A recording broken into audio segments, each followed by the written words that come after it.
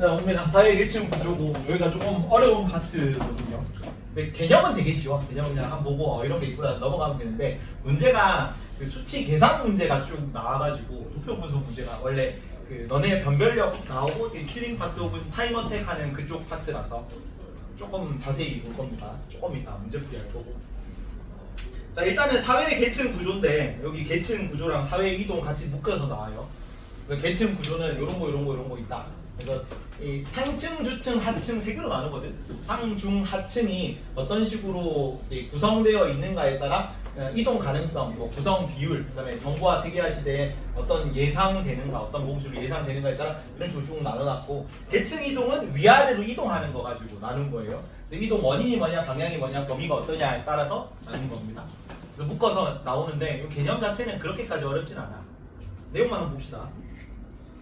자, 사회 계층이라는 게 뭐냐면 그 사회 불평등과 관련된 개념이야. 불평등은 뭐와 관련된 거랬어요? 희소 자원의 차등 분배와 관련된 거다. 희소 가치의 차등 분배. 이게 많이 받는 사람, 이게 희소 가치니까 희소 자원은 한정돼 있잖아. 그걸 많이 받는 사람, 적게 받는 사람이 있다고.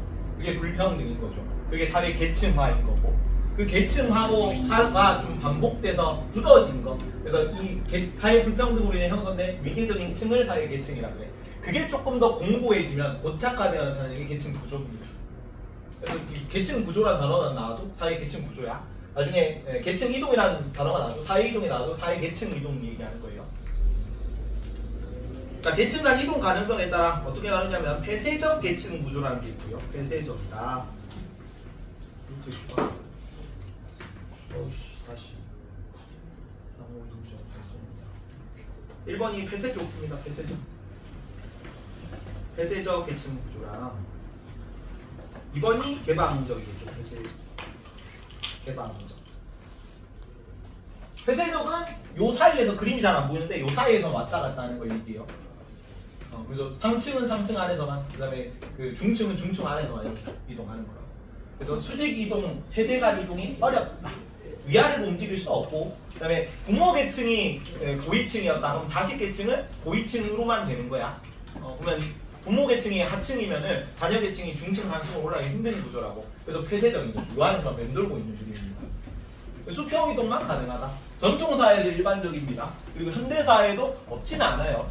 인도도 카스트 제도 하잖아 아직. 좀 카스트가 되게 엄격한 위계 질서라서 올라가기 힘들거든요. 그리고 귀속지위, 성취지위 배웠죠. 귀속지위는 피할 수 있는 거 없는 거. 피할 수 없는 거다. 타고나기를 내가 이제 속해 있는 거죠. 그래서 귀속돼 있다가 귀속지위라고 그러고. 폐쇄적이기 때문에 전근대 사회에서 신분제 얘기하는 거예요. 내가 타고나는 그 집이 중심이라고. 거기에서 개방적 계층 구조는 뚫려 있다는 얘기입니다.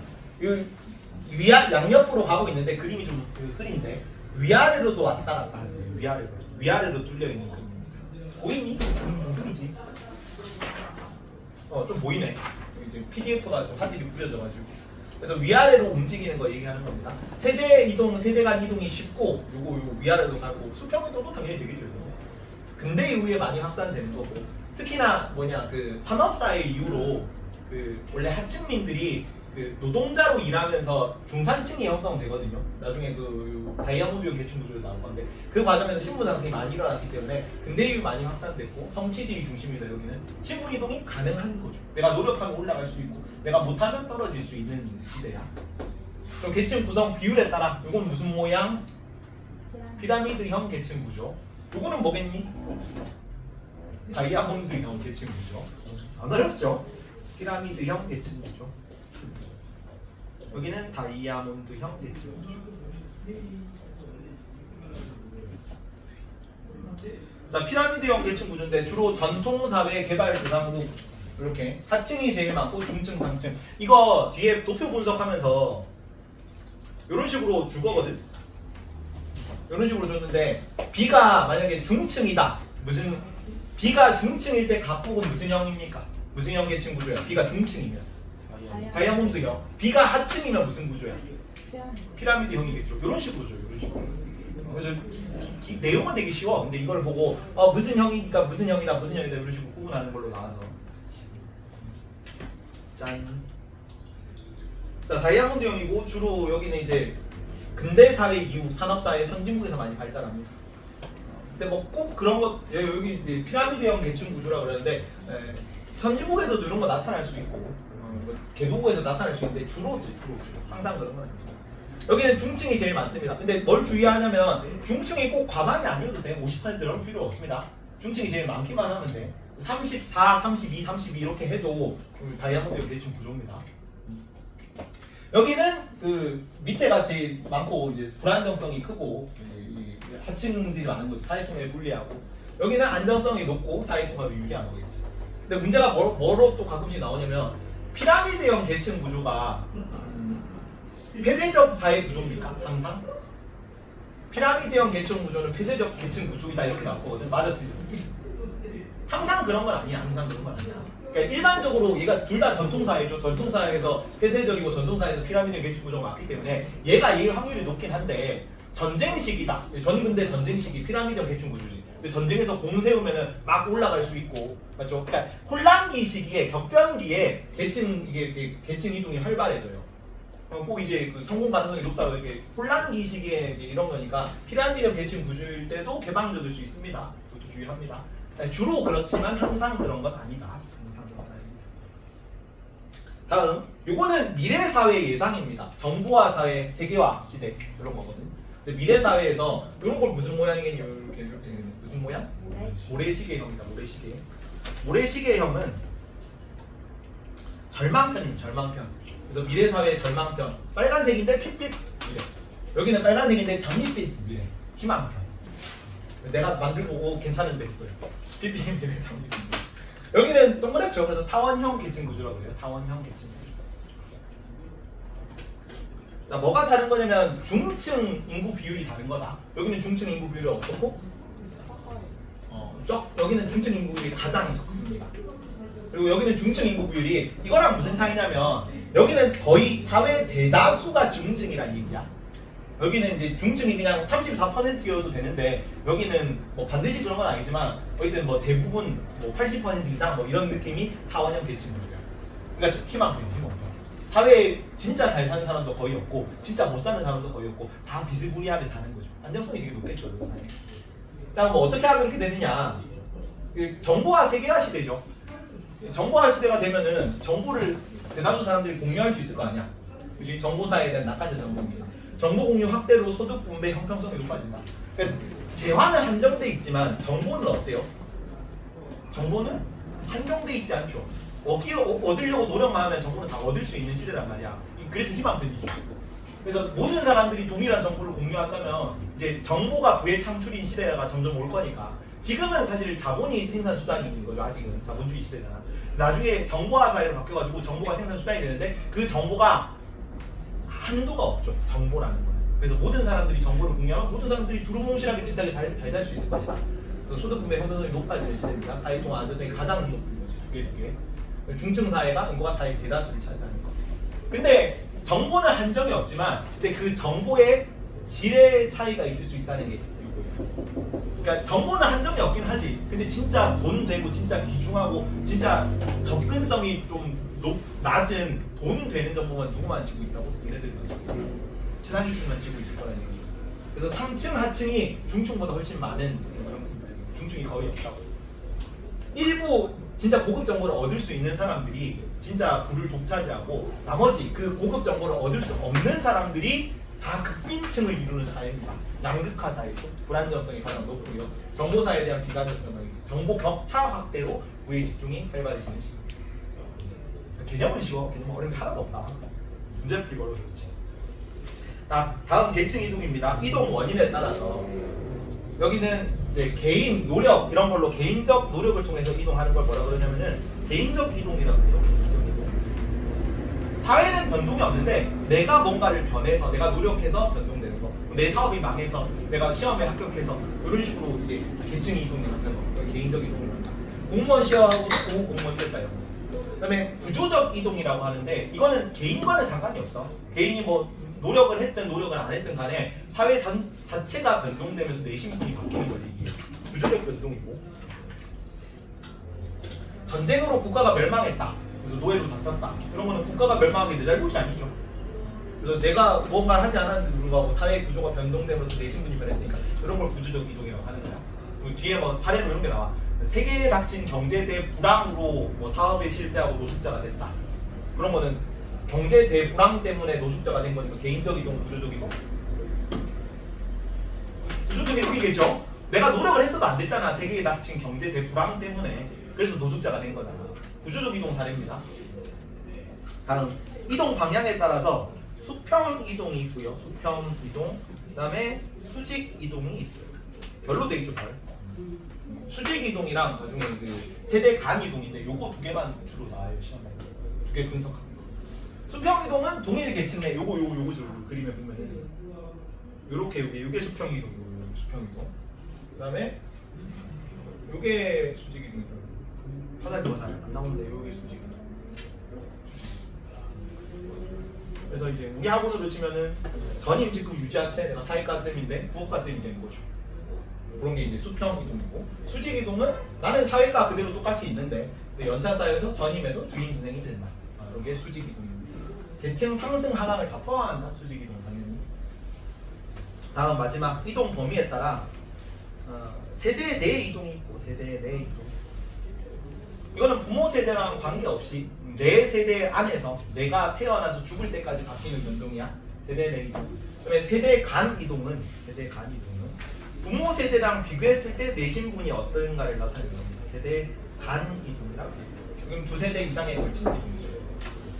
여기와 관련해서 이 용어를 알아야 돼요. 이거는 중요한 용어들이다. 땡땡땡 이렇게 뚫어놨죠.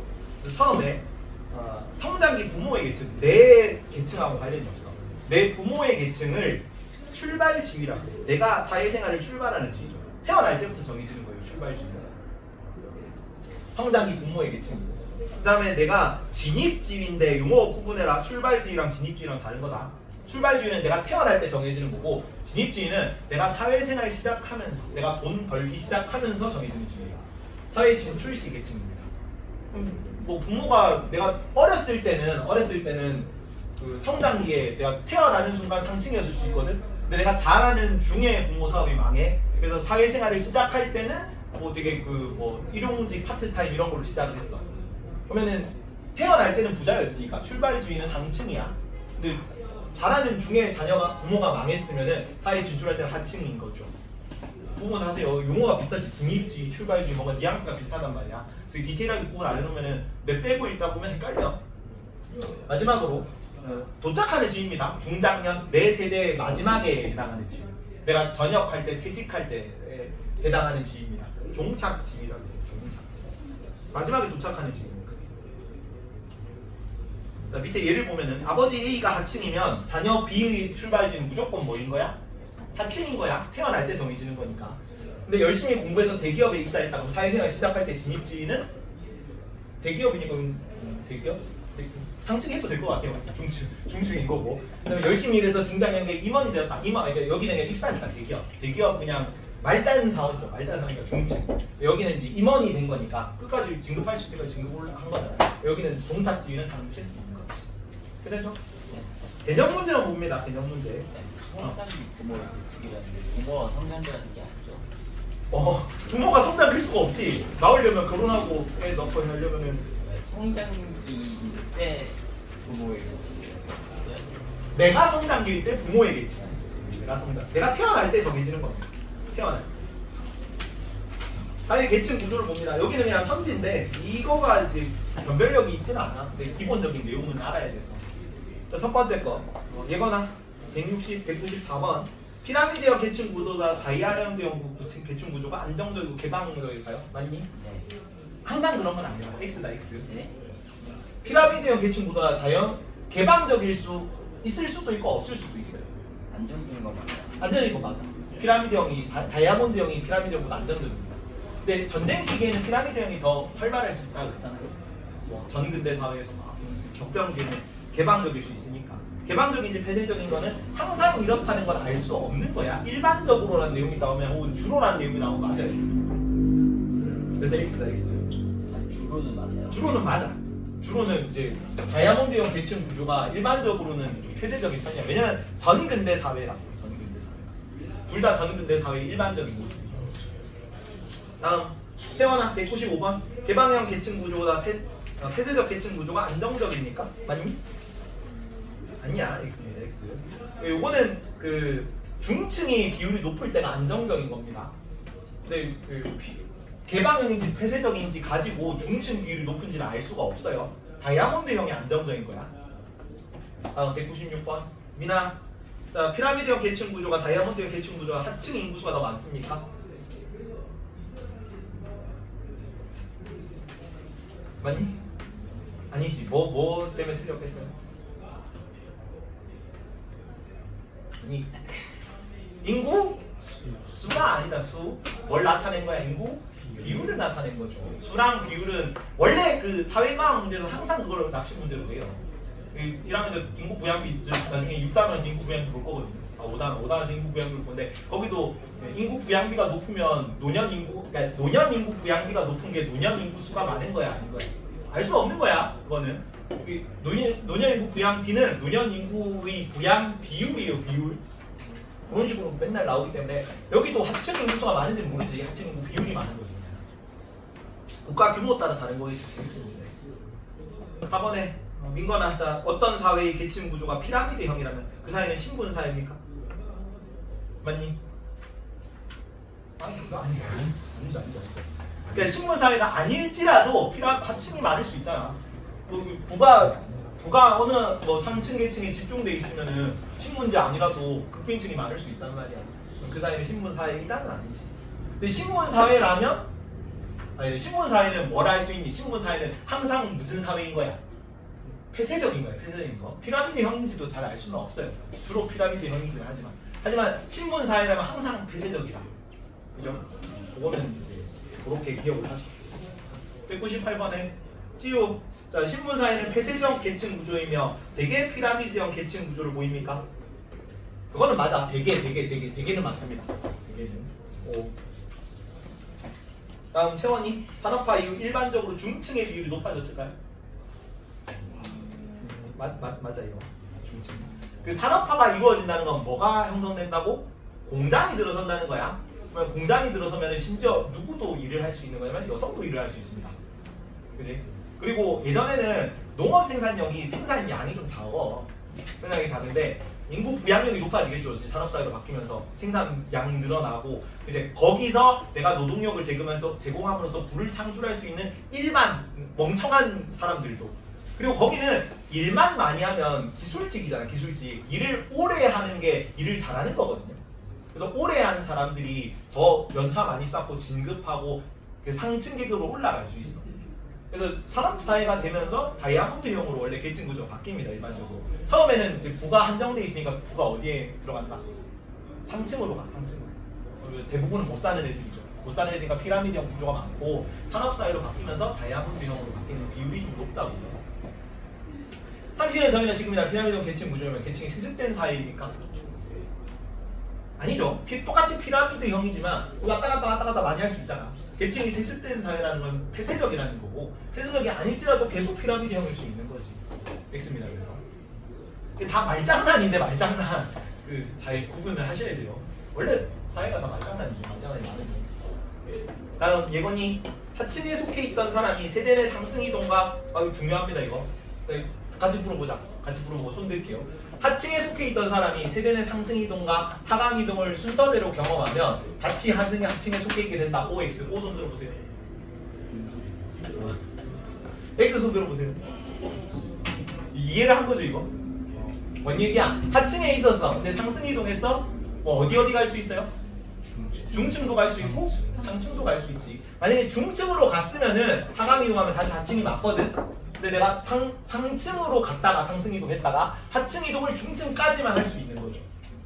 그러면은 상승 하강 했는데 하층에 속해 있지 않은 경우가 있을 수 있다고. 그래서 X입니다.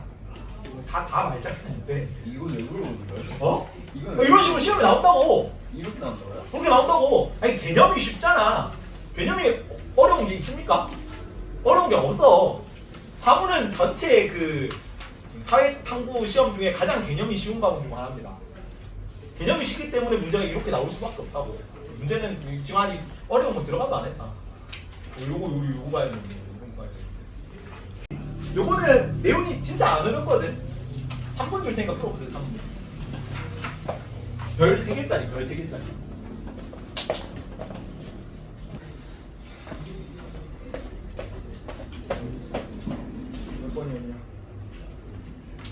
자, 202번부터 순서대로 1, 4, 4.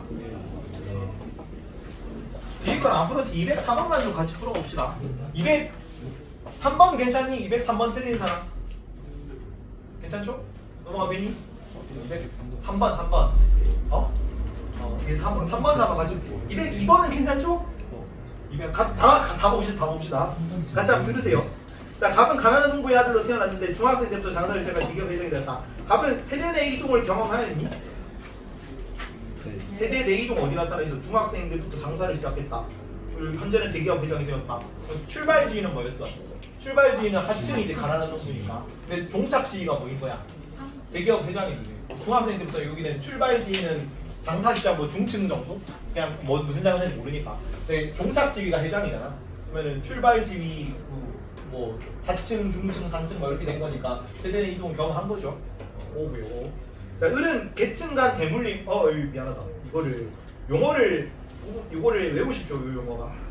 계층이 세습되었다, 혹은 계층이 일치한다, 혹은 계층이 대물림되었다는 표현이 나와요. 세습되었다, 일치한다, 대물림되었다는 아버지 상층일 때 나 상층, 아버지 중층, 나 중층, 아버지 하층, 나 하층일 때 세습되었다, 일치한다, 대물림되었다는 용어를 씁니다. 그리고 아버지가 중층인데 내가 상층, 하층이야. 혹은 아버지가 상층인데 내가 중층, 하층이야. 그럴 때 이동되었다, 불일치한다, 대물림되지 않았다는 용어를 써요. 많이 나오는 용어, 많이 나오는 용어. 그래서 을은 자, 처음에 을 보자. 을. 대기업 회장의 아들로 태어나 아버지 회사를 물려받은 거지. 그래서 계층 간 대물림이 있는 겁니다. 물려받은 거잖아. 그지? 그래서 대물림 경험한 거고. 그다음에 각각 달리 을은 수평 이동이다, 구조적 이동. 구조적 이동 어디 나타나 있니? 구조적 이동. 여기죠, 경기 불황. 전 세계적인 경기 불황의 여파로 사업이 망해 노숙자가 된 건 누구니? 갑이죠, 갑. 그래서 구조적 이동은 갑과 달리 을은이 아니라 을과 달리 갑이 구조적 이동을 경험한 거야. 그래서 수평 이동은 나타나 있지 않아요, 여기. 수평 이동 없다. 그래서 X입니다, X죠. 자, 갑을이 속한 사회는 모두 폐쇄적 계층 구조니? 아니, 수직 이동이 활발하잖아. 폐쇄적이지 않고 여기 답이 1번이야. 다시 다음. 자, 표는 각국의 부모 세대, 자녀 세대의 계층을 나타내는 거야. 이에 대한 옳은 구성말 보기에서 고른 거. 자, 이게 가장 기본적인 형태입니다. 내신도 요새는 요거보단 더 어렵게 돼요. 별 3개짜리죠. 자, 부모 세대 계층 중 계층이 대물림된 비율이네. 부모 세대 기준이다. 부모 세대. 자, 계층이 대물림된 거 상층 몇 %야? 상층 중에 계층이 대물림된 비율은 몇 %입니까? 3층 부모 세대 계층 중이잖아. 부모 세대 이렇게 있죠. 그 중에 계층이 상층 부모 계층이 대물림된 거 몇 %야? 총 상층 부모 몇 명인데? 그치, 3분의 1이지. 33.4%잖아. 15명 중에 5명의 계층이 대물림된 거야. 오. 중층은 35분의 15겠죠? 뭐 40 몇 % 나오겠네. 그렇죠? 그러면 4층은 50분의 5겠지. 10%입니다. 어디가 제일 계층이 대물리는 비율이 높아요? 33%, 40%. 35분의 15가 15분의 5보다 커 보이지 않니?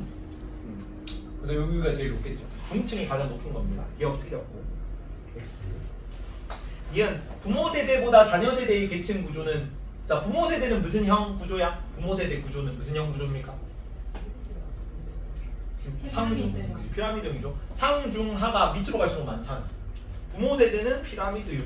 부모는 피라미드형이고, 자녀 세대는 무슨 형이니? 자녀는 다이아몬드형이죠. 중층이 제일 많잖아. 다이아몬드형이면 다이아몬드형일 때. 자, 그러면 부모 세대보다 자녀 세대의 비중이 그 계층 구조가 근대 이후 산업사회에서 주로 나타나는 유형이에요. 그지? 아까 산업사회에서 다이아몬드형이 나타나고 중산층이 늘어나면서 사회가 안정되게 이른다 그랬어. 관료제 할 때 기억나죠? 관료제가 그 중산층이 많아지고 뭐 그 이제 엄청 대규모 이제 작업 이런 걸 처리하기 위해 나왔다는 관료제. 그거 할 때 얘기했던 거. 중층이 많이 늘어나는 거예요. 노동자들이 많이 늘어난다는 얘기지. 그래서 산업사회에서 주로 나타나는 유형 맞고요. 자녀 세대 중층에서 부모 세대의 계층보다 계층이 하강한 경우, 자녀 세대 중층입니다. 자녀 세대 중층에서 자, 부모 세대보다 계층이 하강한 경우는 뭐예요? 하강한 경우는 뭐예요? 몇 명이야? 자녀 세대 중층에서 부모 세대보다 계층이 하강한 경우는 몇 명입니까? 28명이죠. 중층은 계층이 유지된 거죠. 세습된 거, 일치하는 거. 계층이 대물림된 거. 5명은 계층이 상승된 거잖아. 그지? 그래서 계층이 하락한 거 28명. 하강한 경우는. 상승한 겨 5명. 몇 배예요? 5.6배. 5, 25, 5, 6, 32죠. 5.6배 상승한 거고 이제 3배인 건 뭐야? 이거 중층. 문제. 그 숫자를 읽을 수 있는지 묻는 겁니다. 그래서 오늘 3배이다 틀렸고 5.6배입니다. 중층이 여기는 뭐로 바꿔야 돼? 부모 세대보다 계층이 부모 세대의 계층을 유지한 경우가 상승한 경우에 3배이다 이렇게 해야지. 계층이 세습된 비율이 상승한 경우에 3배이다 이렇게 하죠. X고요. 세대 간 하강 이동 요거 주의하십시오. 요거 자주 나오는데 요렇게 그림을 그려놔라. 지금 거기 문제에다가 요렇게 그림을 그리고요. 그래서 항상 그림을 그릴 때 너 도표를 엄청 많이 그릴 거거든. 도표를 그릴 때 항상 부모 세대를 위에 적고 자녀 세대를 항상 왼쪽에 적는다. 항상 이렇게 그리세요. 그래야 요렇게 쪼갰을 때 파란색이 잘 안 보이네. 빨간색으로 합시다. 요렇게 그렸을 때 보이지? 안 보여? 뭐라고 해야 되지? 이거 어떻게 해야 되지? 하늘 있어. 안 보이니까 그냥 보십시오. 위에가 요쪽이 계층 상승한 비율이다. 요 아래쪽이 여기까지가 계층이 하강한 비율이다. 그러면 남은 거 요거는 뭐겠어요? 상층, 중층, 하층이다. 얘네는 뭐겠어요? 계층이 대물림된 비율, 세습된 비율. 위에 있죠, 요거. 그래 부모 세대를 위에 그리면은 부모 세대가 위잖아. 자녀 세대가 옆에 그리면은 항상 요 세 개, 우측 상단의 세 개가 항상 계층 상승한 비율로 나와. 부모 세대가 중층이잖아. 아들이 상층이야. 올라간 거죠. 부모가 하층이잖아. 자녀가 상층이야. 또 올라간 거죠. 부모가 하층인데 자녀가 중층인 것도 올라가. 맞죠? 그래서 여기가 계층 상승한 비율이고 여기는 부모 세대 상층인데 자녀가 중층밖에 안 되네. 계층 하락. 여기도 부모 세대 상층인데 자식이 하층.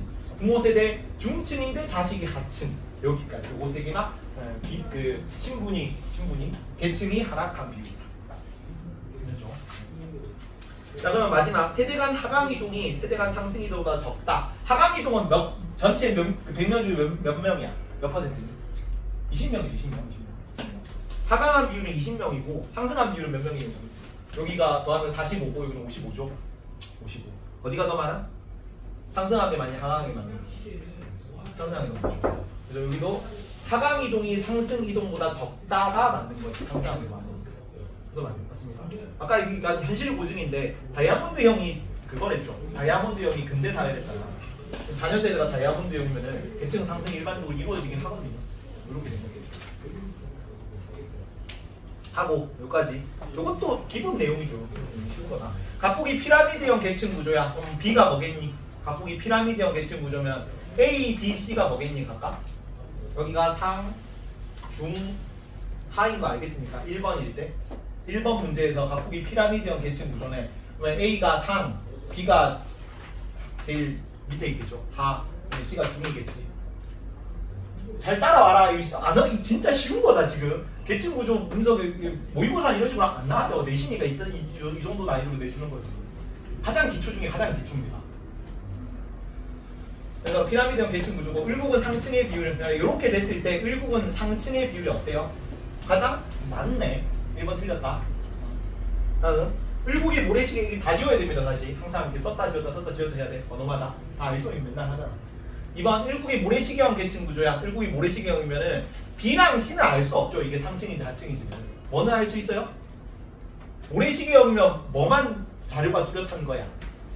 중층이 제일 작다는 것만 뚜렷한 거죠. 모래시계형일 때는. 그지? 일반적으로는 하층이 더 많겠죠. 모래시계형이면. 근데 하여튼 그거는 확실하진 않고 하여튼 이렇게 된 모래시계가 상층이 많더라도 이것도 모래시계고 하층이 더 많더라도 이것도 모래시계잖아. 이게 더 보편적이긴 하거든. 하층이 더 많은 게. 근데 모래시계라는 단어 가지고 하층이 더 많다까지는 알 수는 없어요. 뭐만 알 수 있어? 중층이 제일 작다는 것만 알 수 있는 거지 모래시계형은. 자 그러면 B가 모래시계, 을국이 모래시계형이네. 을국이 모래시계형이면 A가 뭐겠니? 중층이겠죠. 여기 제일 작으니까. A가 중층입니다. 중층. 모래시계형 계층 구조라면 병국은 중층의 비율이 가장 낮습니까? 가장 많네. 병국은 중층의 비율이 가장 높잖아. 틀렸고요. 자 병국이 다이아몬드형 계층 구조래. 다이아몬드형이면 뭐가 제일 많겠니? 여기도 중층이 제일 많은 거야. 그럼 A가 중층이네요. 0이 중층이 제일 많은 다이아몬드형이니까. 각국은 상층과 하층 비율의 합. 각국은 얘가 중층인데 상층과 하층 비율의 합이 얼마야? 80이네. 80. 비율의 합이 중층의 비율과 많이 차이 나죠. 80대 20입니다. 같다 하면 안 되고 X. 모르는 거 있으면 바로바로 질문해요. 여기는 엄청 어렵진 않다. 자 A가 상층이고 A가 상층이래. A가 상층이고요. B가 중층이래. B가 중층이면 C가 하층이래. 각국은 사회 안정성이 높은 계층 구조니? 각국은 중층이 가장 많네. 각국은 중층이 50이네요. 다이아몬드형이죠. 다이아몬드형. 다이아몬드형일 때 안정성이 높은 사회 계층 구조인가? 구조이죠. 4비 4번. 자 B가 하층이고 B가 하층이다. B가 하층. C가 상층이래. C가 상층이면 을국이네 여기. 자 그러면 상층이 제일 높네. 그러면 역피라미드형 계층 구조입니다. 현실상에는 없어요. 상층이 높다는 거는 역사상에서는 있기 힘들겠죠. 하층이 거의 없는 거예요. 그래서 상중하인데 상중하. 을국은 그러면 성취 지위보다 귀속 지위가 중시되는 사회에 일반적으로 가렸어. 폐쇄형 계층 구조, 피라미드형 계층 구조가 일반적이었단 말이야. 전근대 사회. 괜찮죠? 그러면 귀속 지위가 중시되면 안 돼요. 그리고 귀속 지위, 성취 지위는 사실은 계층 구조가 잘 알 수 없고 폐쇄적 사회 구조, 개방적 사회 구조, 뭐 수직 이동, 활발하고 안 하고를 가지고 따져야 돼. 넘어갑니다. 기본 내용이고 여기부터 내용이 조금 어려운데 바로 별 4개로 가면 되겠죠. 너네가 좀 힘들 것 같아가지고 다 써놨어요. 풀이 과정을 내가 일일이 다 어제 타이핑했어. 같이 안 봅니다. 같이. 어차피 지금 풀면 안 풀릴 거거든요. 너네가 못 푼단 말이야. 같이 안 보자. 시간을 좀 줄까? 풀어볼래? 풀이 과정 써놨는데. 오 좋습니다. 이것만 딱 같이 한다. 이것만 앞에 거 제일 앞에 요거만 풀고 2번부터는 너네 풀 시간 줄게. 1번만 같이 봅시다. 자 뭐가 좀 헷갈리냐면 이런 식으로 나오거든. 상층, 주층, 하층 비율을 몰라. 상층, 중층, 하층 비율을 모르는데 세대 간 상대적 비율이 뭐 분의 뭐 분의 뭐 이렇게만 줬단 말이야. 그래서 A, B, C가 몇인지를 구해야 돼. A, B, C가 상층, 중층인지도 모른단 말이야. 근데 A, B, C 간 비율이 이렇게 주어져요. A분의 C, C분의 B 뭐 이런 식으로 주어진단 말이야. 그래서 요 비율을 구해야 돼. A가 몇 명, B가 몇 명, C가 몇 명인지 비율을. 그래서 요거 봅시다. A분의 C가 얘가 상중하인지는 어느 건지는 모르겠지만 C분의 A가 뭐예요? 5분의 2지. 그럼 이거를 뭐라고도 나타낼 수 있냐면 5분의 2 K 5K분의 2K로 나타내면 약분 할 수 있잖아. 괜찮니? 여기서 이 A, B, C가 상층, 중층, 하층이잖아. 그럼 셋이 더하면 얼마야? 상층, 중층, 하층의 비율을 다 더하면 얼마입니까 총? 당연히 100이겠죠. 이해 가니 지금 따라오니? 100인데 이 100 중에서 이 각각의 비율이 얼마인지를 구하고 싶은 거예요. 이 비율식을 통해서. 그러면 이거 똑같죠? B분의 C는 얼마야 여기서? 3분의 5니까 3K분의 5K로 나타낼 수 있을 거 아니야. 3K분의 5K 나타낼 수 있고 A, B, C는 그럼 총 얼마니? A 플러스 B 이거 다 더하면 되거든요. A 플러스 C 플러스 B 하면 얼마겠니? 요게 A, C 2, 5G C가 마침 5K로 똑같네? 그러면 B는 얼마니? 3K 그러면 2 플러스 5 플러스 3은 몇 K야 총? A 플러스 B 플러스 C가 총 몇 K니? 10K야 10K 따라보니? 10K니까 그럼 K는 얼마야? 10이야 10K 그래서 K는 10이기 때문에 자녀 세대에서 A, B, C가 상층인지 중층인지 하층인지 모르지만 어쨌든 A는 20이고 B는 30이고 C는 50명이 될 수 있다는 얘기죠. 여기서부터 풀어보세요. 나머지는 우리가 배운 걸 좀 응용하면 됩니다. 시간 좀 줄게.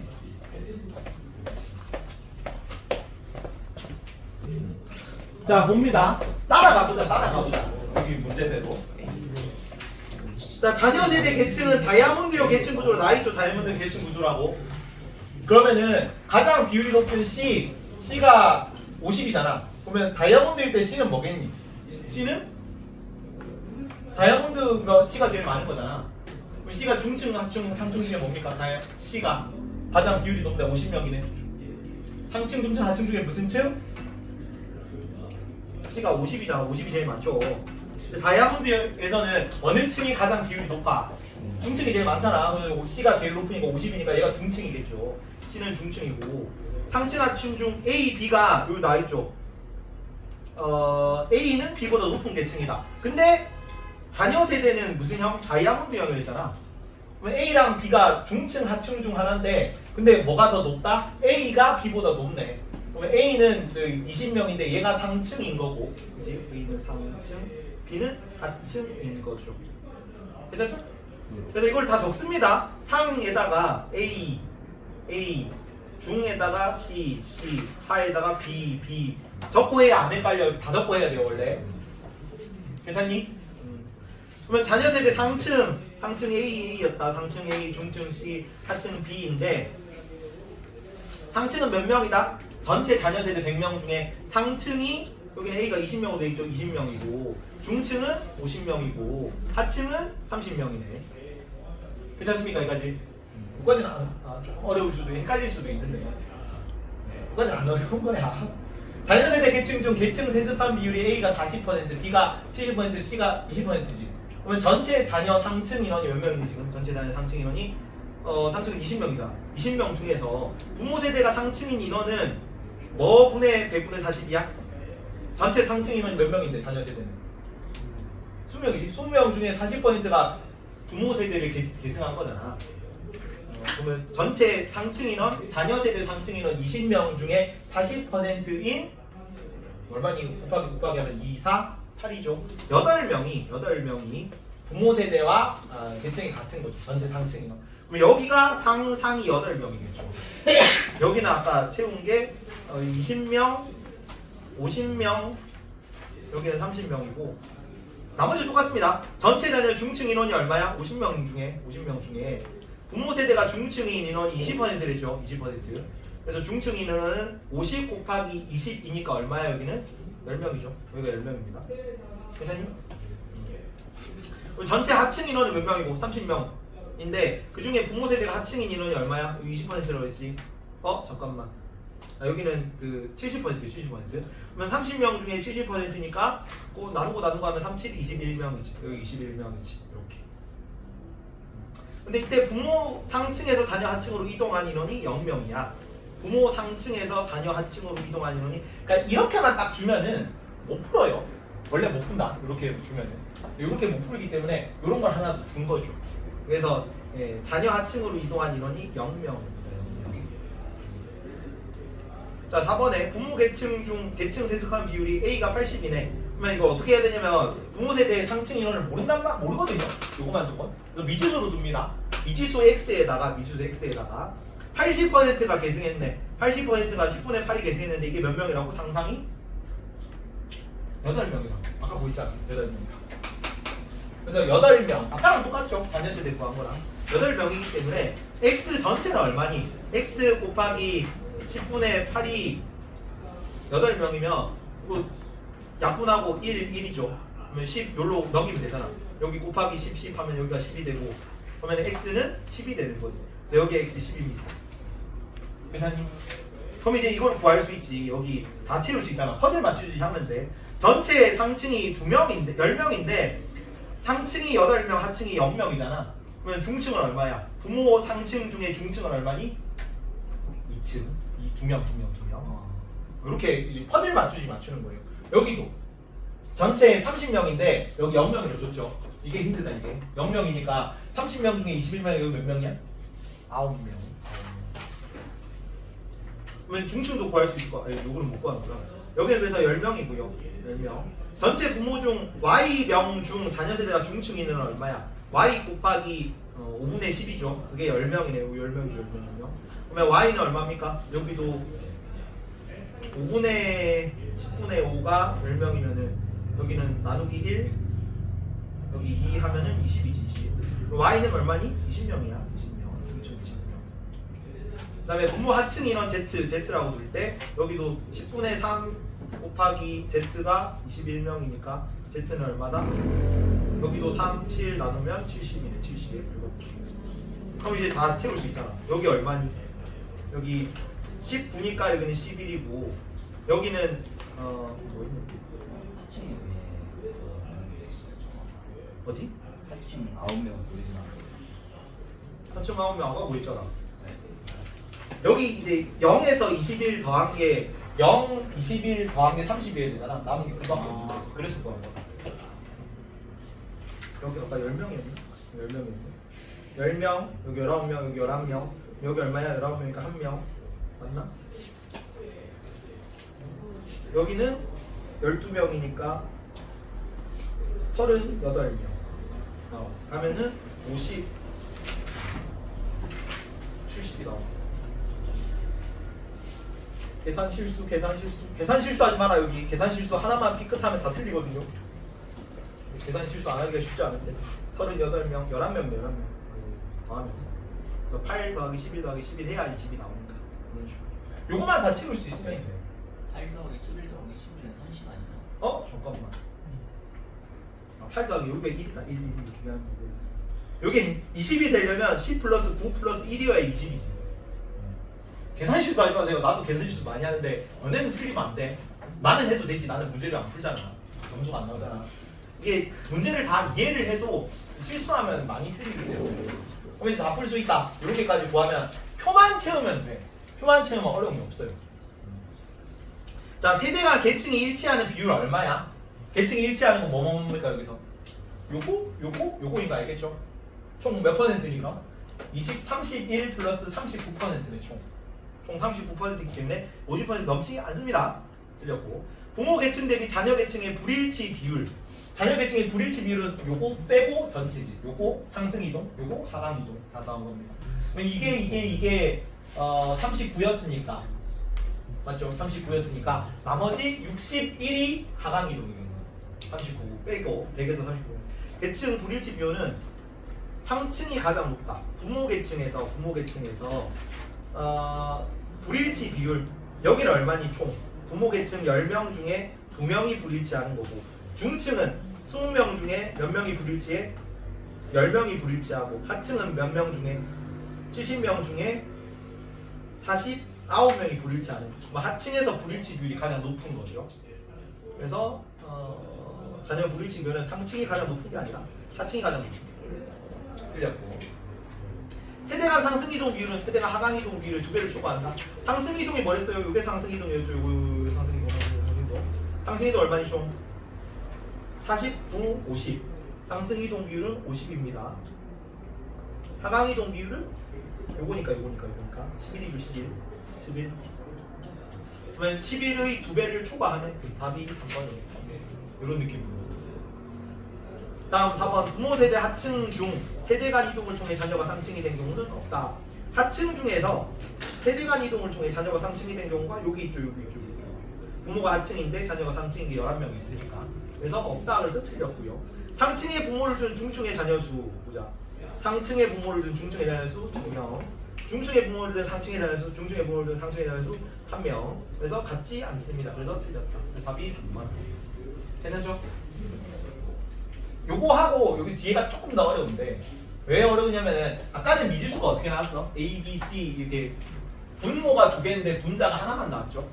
여기는 분모 2개 분자 하나 나왔어가지고 여기도 조금 비슷한 맥락인데요. 요거 앞에만 딱 분수 구하는 것만 하고 너네가 풀어보세요. 뒤에 넘어가서 원래 이쪽 파트가 킬링 파트야. 전체 사문에서 제일 어려운 파트입니다. 자, 여기도 똑같이 봅니다. A, B, C 미지수만 구합니다. 부모 세대, 자녀 세대 계층간 구성비인데 부모 세대 거만 구해볼게요. 부모 세대 A, B, C가 상층, 중층, 하층인 거 뭔지는 몰라. 따라와라. 잠깐만 요거만 하고 풀 시간 줄게. 자, 부모 세대 거만 풀어봅시다. 자녀 세대 너네가 구해봐요. 부모 세대에서 자 A, B, C가 상층, 중층, 하층인지는 모르지만 어쨌든 상층 뭐 2개를 더한 거를 다른 2개를 더한 거를 이제 분모를 하니까 이렇게 나왔어. 근데 아까는 이제 마침 아까 C가 분모에서 겹쳐가지고 그냥 똑같이 하면 됐는데 여기는 모르죠. 그래서 더 해야 돼요. 자 여기는 이거 다 더해봅시다. A 플러스 B 플러스 A 플러스 C 플러스 A 플러스 B 이거 다 더하면 얼마야? A가 총 몇 개 나온다? 야, A 플러스 B, A 플러스 C, B 플러스 C 요거 요 분자, 요 분모를 더해. 그러면 다 더하면 몇 개씩 나와요? 2 A 플러스 B 플러스 C는 얼마겠어요? 16. 200이다 200. A 플러스 B 플러스 C가 항상 100이잖아. 계층의 비율이니까. 예. A 플러스 B, A, B, C가 상층, 중층, 하층 중 하나라고. 계층은 A, B, C로 구성됐는데 그러면 A, B, C는 계층은 상층 아니면 중층 아니면 하층이야. 둘이 더하면 항상 100이에요. 100분의 1로 하는 거잖아. 그래서 항상 100인데 여기는 조금 뭐가 복잡하니까 이거 분모, 분자 이거를 다 3개를 더한다고. 3개를 더하면 어떻게 돼? 2A 플러스 B 플러스 C가 200이 되는 거지. 네. A 플러스 B 플러스 C가 100이니까 A 플러스 몇이야? A, B, C가 각각 상중, 하층 중에 하나라고. 그럼 상중, 하층 다 더하면 항상 100이잖아. 근데 이거를 더하니까 뭐야? 2A 플러스 B 플러스 C가 되는 거지. 그러면 다 더하면 얼마야? 100 곱하기 2니까 200이겠지. 그리고 문제를 딱 보면 그걸 직접으로 생각해야 돼요. 생각해보세요. 이게 기본인데 이거를 이거 못 구하면은 아예 손을 못 대 당연히. 괜찮니? 그러면 여기서 A 플러스 B 플러스 C 이렇게 됐을 때 A 플러스 K 요거를 A, K 다 미지수를 K로 주는 거예요. A 플러스 B, K, A 플러스 C, K 그러면은 A, K 플러스 B, K 플러스 C, K 플러스가 10인 거죠. 그게 지금 얼마란 거야? 요게 9K, 7K, 4K 이렇게 됐을 때 9 플러스 7은 16, 4는 20인 거죠. 요게 20K라고. 괜찮니? 여기도 K가 얼마란 얘기입니까? K가 여기 약분하면 A 플러스 B 플러스 C는 100은 10K니까 K는 10이겠죠. K는 10. 그러면 A 플러스 B가 90이야. 그죠? 10K가 10이니까. 그러면 C는 얼마겠니? C는 10이야. 아니 그 A 플러스 B 플러스 C가 100이잖아. 그죠? 근데 여기가 K가 11을 구했잖아요. K는 10이다. 따라오니 친구들 원래 어려운데 집중 조금만 해주세요. 다시 할게요. 자 요거 세 개를 더할 거다. 이거 A 플러스 C는 한 번 더 있으니까 굳이 안 해도 돼.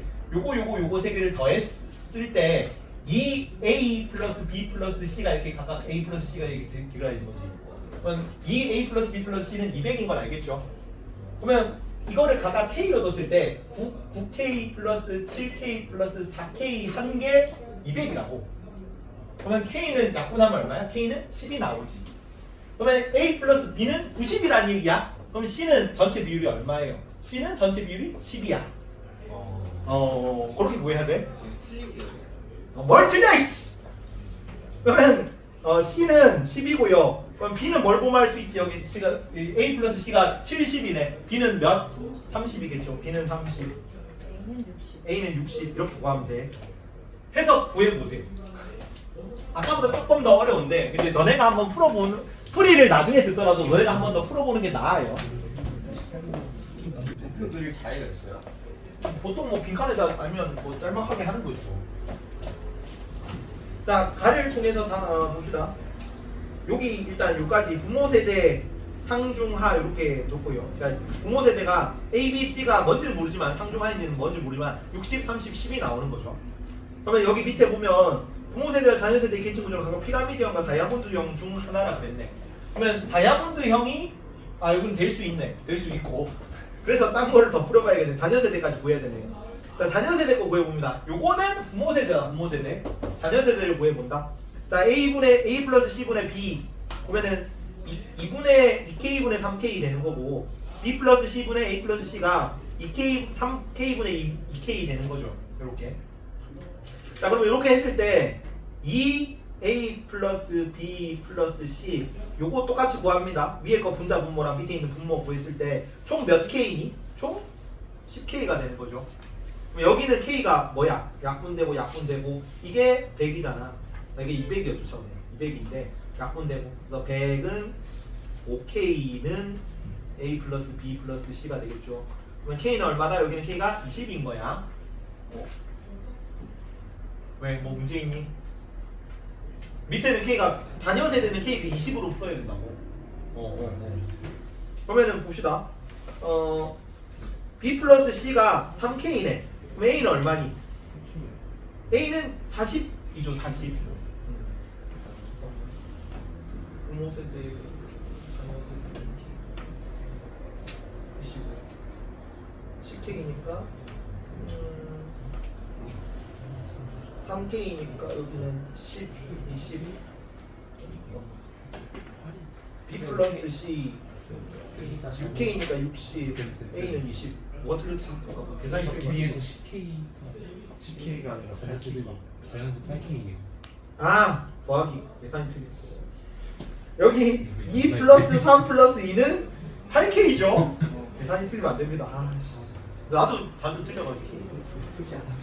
그래서 8K는 100이니까. 그러면 나누면은 4K는 여기는 50인데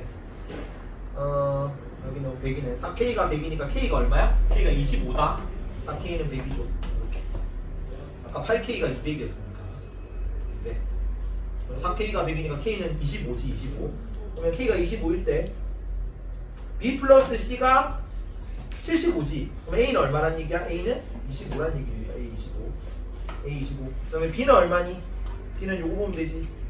2K니까 50이네. B는 50이고. C는 똑같이 보면 되죠. 여기 A 플러스 B가 75니까 C는 25. 이렇게. 그럼 이걸 보고 얘는 피라미드형이 될 수 있어 없어? 피라미드형이 될 수 없죠. 여기 하나가 쭉 이렇게 밑으로 내려가야 피라미드형인데 여기서 다이아몬드형밖에 못 되는 겁니다. 그래서 이 자녀 세대가 다이아몬드형, 부모 세대가 피라미드형인 거지. 그럼 피라미드형일 때 얘가 피라미드형이잖아. 그럼 60이 뭐야? A가 하층, A가 하층. 그다음에 B가 중층. 상층이 10, C가 상층 10 이렇게 돼야지. 상층하고 부모 세대 상이 10, 30, 60 이렇게 되는 거고 여기는 25, 50, 25 이렇게 되는 거죠. 이게 기본입니다. 근데 저 위에 부모 세대가 어. 다이아몬드 형이 부모 세대가 다이아몬드형이 될 수 있는데 이렇게 선지가 나와 있잖아. 각각 다이아몬드 각 피라미드형과 다이아몬드 중 하나라고 돼 있으니까 둘 다 다이아몬드가 될 수가 없는 거죠. 네, 저 그렇게 생각해요. 둘 중 하나는 피라미드, 둘 중 하나는 다이아몬드형인 거죠. 각각이라서. 이게 다이아몬드형이 될 수밖에 없고 여기가 피라미드형이 될 수밖에 없으니까 이게 피라미드형이 못 되니까 얘가 피라미드형인 거죠. 원래 이런 파트예요, 이쪽 문제가. 요거까지 구한 거예요. 요까지가 이제 가 가지고 구한 겁니다. 가. 그다음에 나를 구해야 이제 이 안을 내용을 채울 수가 있는 거죠. 다음 각국의 계층은 AC로 구성되고 AC는 각각 나는 뭐냐? 자녀 세대 계층 대비 부모와 자녀의 계층 일치 비율이죠.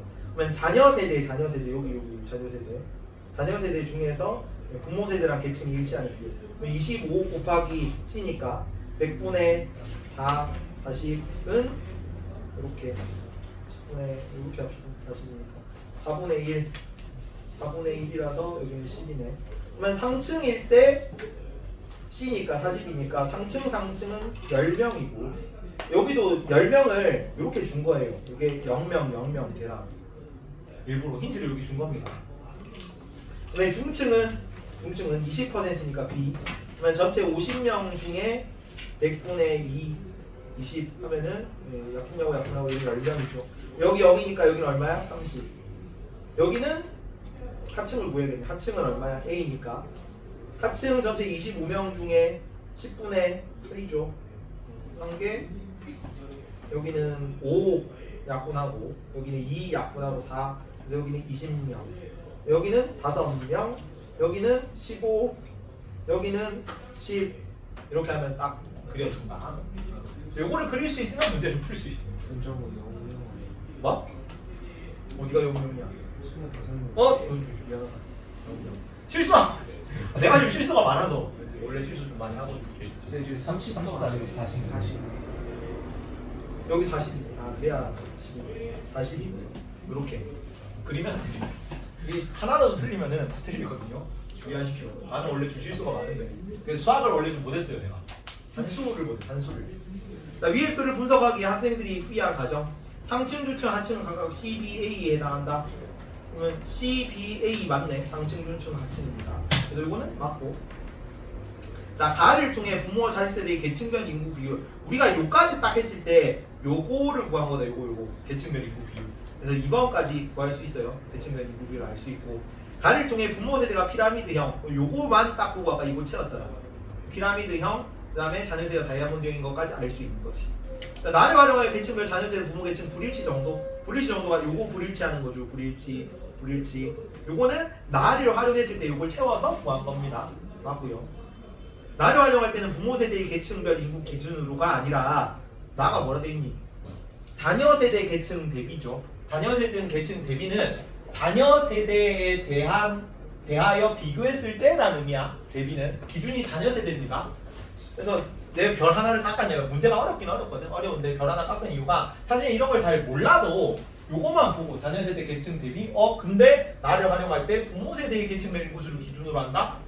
국어만 해도 이걸 맞출 수 있어. 뒤에 건 다 풀어야 돼. 그래서 5번은 자녀 세대 계층 대비라고 했는데 인구수를 부모 세대 기준으로 한다고 해서 틀렸습니다. 반대로 바꿔야죠. X. 답이 5번. 다음 표현 계산할 때는 부모도 기준으로 아니 여기는 자녀 세대 계층 대비잖아. 그래서 우리가 구할 때 요걸 가지고 구했죠. 25, 50, 25 가지고 구했죠. 곱하기를.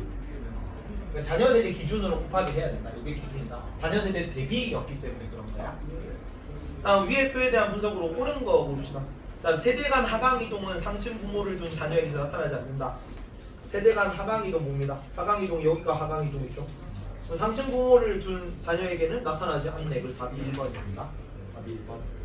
세대 간 상승 이동은 하층 부모를 둔 자녀에게 나타나지 않는다. 하층 부모를 둔 자녀에게서 자녀가 하강 이동 상승 이동 나타나네. 중층이 40 있잖아. 나타나지 않는다 틀려. 자, 중층 부모를 둔 상층 자녀의 수와 하층 부모를 둔 하층 자녀의 수. 중층 부모를 둔 상층 자녀의 수, 중층 부모를 둔 하층 자녀의 수 5명. 여기까지 5명. 하층 부모를 둔 하층 자녀의 수, 하층 부모를 둔 하층 자녀의 수 20명. 같다? 아니죠. 다른 거고. 상층 자녀 중 계층 대물림한 자녀의 수.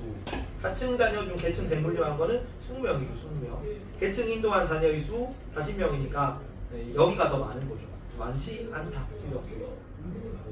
자, 하층 부모를 둔 중층 자녀의 비율. 하층 부모를 둔 중층 자녀 40명. 중층 부모를 둔 중층 자녀. 중층 부모를 둔 중층 자녀 10명. 3배가 아니라 4배. 그래서 답이 1번. 이렇게 보면 됩니다. 안 풀리면은 나한테 질문해요. 쉬는 시간에. 그러면 시간에 같이 한번 풀고 하면 됩니다. 여기도 그 빈곤섬 문제가 좀 어려운데 빈곤섬 문제도 해야 돼서. 자, 아까는 계층 이동을 본 거고 이제 불평등 양상 보는 거야. 사회적 소수자 문제는 그냥 개념적인 문제라서 그렇게 어렵진 않고 성불평등, 여성 남성 임금 격차 얘기가 나올 건데 임금 격차 계산하는 걸로 나와요.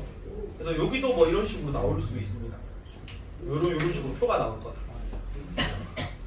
여기 구하는 것도 나오고 그다음에 여기도 빈곤 문제인데 빈곤 문제는 절대 빈곤, 상대 빈곤이라는 개념이 있거든. 여기도 절대 빈곤 가구, 상대 빈곤 가구 비율 계산 구하는 게 나올 수 있어요. 그래서 여기도 약간 계산 문제. 근데 계층 이동보다 좀 쉬워요. 조금 쉽다, 조금. 근데 어렵게 나오면 여기도 한도 끝도 없이 어렵습니다. 내용을 봅시다. 사실 조금 개념적인 문제로 가서. 이건 언제 배웠냐면 작년에 통합사회를 2년 전에 했구나. 2년 전 통합사회 할 때 배웠다. 통합사회 문제에서 사회적 소수자 문제가 그 정의 파트에서 나왔다. 정의랑 인권 파트, 사회적 약자, 사회적 소수자라는 거 나왔을 때 2년 전 제학부요. 사회적 소수자가 그때 내가 설명을 했었는데 사회적 소수자가 더 큰 개념이다. 사회적 약자가 더 큰 개념이다. 약자가 더 큰 개념입니다. 사회적 약자. 사회적 약자는 그냥 사회적 영향력만 작다. 권력이 열세 있다. 그것만 충족하면 돼요.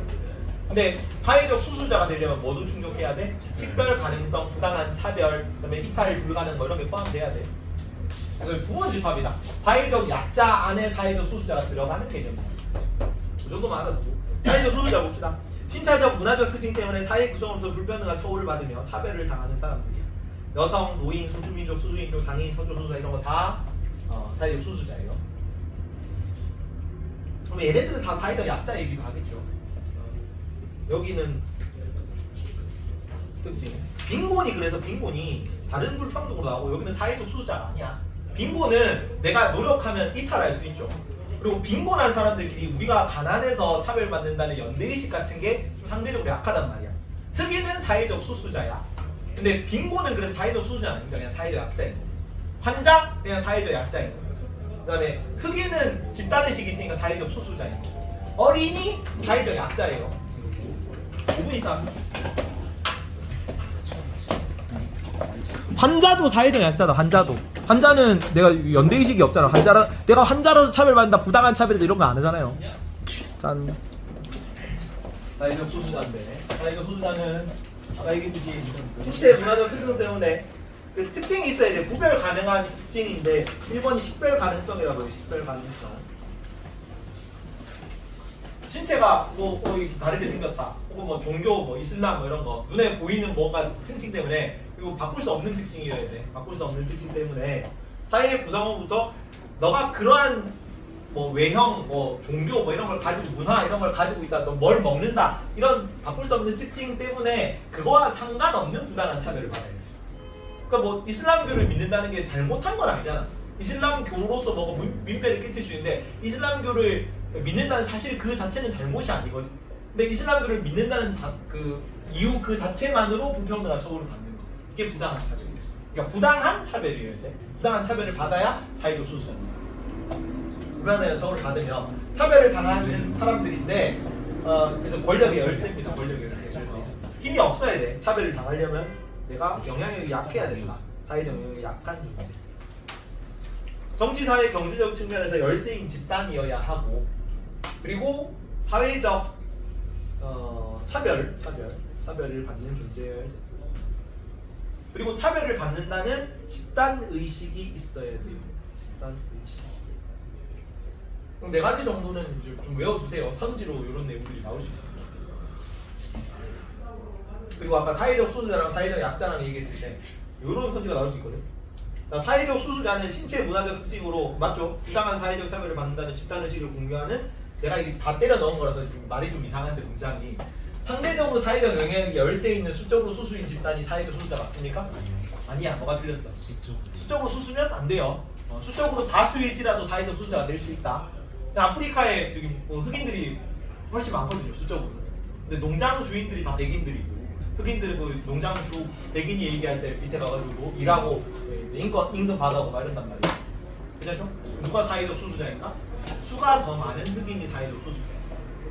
그래서 뭐 때문에 수 때문에 틀렸다. 이런 식으로 자주 나옵니다. 수적으로 소수인 집단 아니야. 일단 여성이 사회적 소수자로 들어가요. 여성이. 지금은 사실은 좀 교육과정 바뀌면서 좀 넣는 게 좀 애매하다고 생각하는데 개정 교육 과정에서도 여성이 사회적 소수자로 나와. 사회적 약자로 나온단 말이야. 유리천장 이런 문제 때문에. 사회적 소수자로 알아두세요. 여성은 사회적 소수자다. 그러면 세상의 절반이 여성인데 수적으로 소수인 집단이 여성이라고 하면 안 되죠. 거기. 그래서 수와는 상관이 없습니다. 그리고 사회적 소수자 기준은 시대에 따라 상대적이야. 한국인도 한국 안에서는 주류 계층이죠. 근데 한국인이 미국 가면 갑자기 사회적 소수자가 될 수 있다. 가능합니다. 그리고 그거 뭘해서 그 눈이 하나밖에 없는 마을에 가면은 눈 2개 있는 사람이 장애인이 되는 거죠. 상대적이다. 다음 사회적 소수자는 사회적 부분 집합 개념입니다. 사회적 소수자가 사회적 약자에 포함되는 개념이고 위에서 1, 4번 4가지 있었지. 식별 가능성, 집단의식, 뭐 권력의 열쇠, 뭐 부당한 차별 이런 거를 봤는데 권력의 열쇠만 있으면 사회적 약자야. 그리고 비상국가 이렇게 나와 있는 거거든요. 사회적 약자는 사회적으로 불리한 위치에 있는 사람 모두를 일컫는 표현이다. 권력의 열쇠에 있는 사람. 이들은 불리한 위치에 있을 뿐 어느 집단에 속해 있다는 이유로 차별을 받는 건 아니에요. 그러니까 부당한 차별이 들어가야 사회적 소수자라는 거죠. 그리고 그거를 공유하는 집단의식이 있는. 그래서 요걸 4가지를 다 가지고 있는 사회적 소수자 알아주시고. 다음 적극적 우대 정책 우리가 1학년 때 했습니다. 종합사회에서 그 사회적 약자 문제에 대한 해결책으로 나왔다. 적극적 우대 조치다. 적극적 우대 조치. 그래서 사회적 약자들을 조금 더 우대해주는 정책을 얘기해. 그런 걸 통해서 이전에 불균형했던 그 권력의 그 관계를 좀 회복시키려는 거예요. 그래서 사회적 소수자, 약자 집단에 특혜를 줘. 약자도 포함되는 거야 이거는. 약자를 집단에 특혜를 줘서 실질적 평등을 확보하려는 정책입니다. 그래서 할당제 개념이 들어가면 전부 다 적극적 우대 조치예요. 할당제. 여성 할당제 이런 거. 여성 비례대표 의원 뭐 이런 거 있잖아요. 비례대표 뭐 무조건 쿼터를 줘가지고 여성들은 몇 명 이상은 그 무조건 여성으로 뽑게 돼 있다고 국회에. 장애인 쿼터제. 그 기업에서 뽑을 때 몇 % 이상은 무조건 장애인을 채용해야 돼요. 그럼 이제 원래라면 한 명도 안 뽑을 거 아니야. 기업이 당연히 생산성이 떨어지니까. 법적으로 장애인도 동일한 그 근로의 의무가 근로의 권리가 있기 때문에 보장해 주는 차원에서 몇 % 이상은 무조건 장애인을 채용해라라고 법적으로 정해져 있습니다. 지역 균형 선발을 지금 그런 거. 여기도 다 서울권 애들만 지원할 거 아니야. 이런 거 안 주면. 근데 할당을 해줘가지고 지역 애들이 지방 애들이 상대적으로 좀 교육 불평등을 겪고 있다고 보는 거야. 이런 걸 통해 가지고 이제 전국적 차원의 교육 평등 뭐 이런 걸 지향하는 거죠. 근데 뭐라고 비판받는다니 적극적으로 해주시는 거예요. 일반 사람들에 대해서 이 사회적 약자잖아. 사회적 약자만 더 우대해주니까 일반 사람들 입장에서는 역차별 당하는 거 아니야 이런 비판을 합니다. 역차별 문제가 제기될 수 있습니다. 차별받는 집단에 대한 특혜가 지나치게 과도해지는 경우 오히려 일반인들이 차별받는다는 역차별받는다는 피해의식의 사례도 표시합니다. 자, 관점은 기능론, 갈등론 뭐 이런 건데 빈칸도 안 뚫어놨습니다. 이런 내용은 없고 그냥 이해하면 되죠. 자, 소수자 문제는 급격한 사회 변동으로 인한 일시적 기능장애가 맨날 기능론에서 얘기했어요. 그리고 뭐 해결하면 돼요? 병리적 현상이니까 병을 고치면 되죠. 그래서 기능 장애이기 때문에 기능이 다시 잘 발휘되게 만드는데 사회와 제도 보완 이런 거 아노미죠. 아노미 같은 거 사회 갈등 아노미 일탄에 보면 아노미들이 일어났잖아. 그럼 규범을 다시 세우면 되겠죠. 제도 보완으로 해결할 수 있습니다. 그리고 갈등론에서는 소수자 문제는 맨날 뭐였니? 갈등에 대한 당연한 폭발, 불만 뭐 이런 거잖아. 소수자 문제는 기득권의 억압 착취에 따른 이제 피해가 이제 갈등으로 불거진 거고 혁명을 통한 억압 착취 이런 걸 제거를 통해서 해결할 수 있습니다. 때려 부숴야 되죠. 얘는. 다음 성불평등. 성불평등은 성별 차이의 특정성이 차별 억압당하는 현상이죠. 여성 차별이 아직도 그 사회적 약자 문제 이런 걸 나와요. 불평등 문제가 나온다고. 유리천장 문제가 나오는 이유니 성별 분화 오랜 세월 동안 남성의 일이 여성의 일보다 더 중요하다고 평가를 받았고 그래서 사회적 권력은 남성에게 집중되어 있었죠. 주로 옛날에는 농업이라서 지금 여성 권리가 많이 늘어나게 된 거는 산업혁명 이후예요. 산업혁명 이후 그다음에 1, 2차 세계대전 이후. 이전까지는 농사는 누구만 하고 남자만 지어요. 물리력에서 행사할 수 있는 노동 생산성이 차이가 나기 때문에. 플러스 그 전쟁에 나가서 국가, 마을, 뭐 가족 이런 걸 지키는 건 남자만 했잖아. 당연히 전쟁할 때는 물리력이 많이 필요하니까. 근데 이제 1, 2차 세계대전은 총력전 양상으로 흘러들죠. 총력전에서 여성들도 전쟁에 나간단 말이야. 이제 밥 해주고 뭐 물건 나르고 뭐 병 간호마하고 이런 걸로 많이 차출이 됐기 때문에 이제 나도 국가를 위해 싸우니까 뭐 할 수 있어? 나도 목소리를 낼 수 있지. 그때부터 여성 참여권 문제 운동 말고 서프러제트 운동 1학년 때 그런 거 나오는 겁니다. 그래서 이제 오늘날에는 많이 여성이 이제 사회에 기여하는 바가 많으니까 당연히 권리도 많이 올라갔다. 그리고 차별적 사회학 젠더 문제죠. 생윤에서 나오는 거. 그 성적인 거는 원래는 그 섹스라고 부르고 사회적 성을 젠더라는 단어로 불렀잖아. 그래서 남성은 남자가 어디 여자가 10시 이전에 집에 들어오나 뭐 이런 거 있잖아. 그런 거. 성별에 대한 편견이 서로 다른 성 정체성을 형성함으로써 이렇게 성불평등이 일어날 수 있고. 그다음에 가부장제 희손같이 차별적 획득 이런 것 때문에 어떤 사회 구조가 유리천장이나 임금 격차가 발생합니다. 유리천장. 이거를 좀 외워두십시오. 그 눈에 보이지 않는 취직이나 진급 시에 여성이 받는 눈에 보이지 않는 부당한 차별을 유리천장이라는 단어로 표현하거든. 내가 위로 올라가고 싶으면 점프 하지만 이제 보이지 않는 장벽이 나를 가려막고 있는 거죠. 그 실제로 그래서 취업률을 볼 때 20대는 남녀가 비슷하게 올라가다가 30대 초중반에만 갑자기 이 직업 이게 쭉 남성은 쭉 유지되는 거고 여성은 이 취업률이 쭉 떨어져요. 출산하고 육아 때문에 그런 거야. 그래서 이제 30대 후반부터 조금 올라가는데 그래도 이제 40대, 50대까지 남성이 계속 많은 형태로. 이 30대 초중반만 여성이 떨어지다가 조금 나중에 올라가요. 뭐 이게 요구르트 아줌마 하는 거, 마트 이모 하는 그런 거.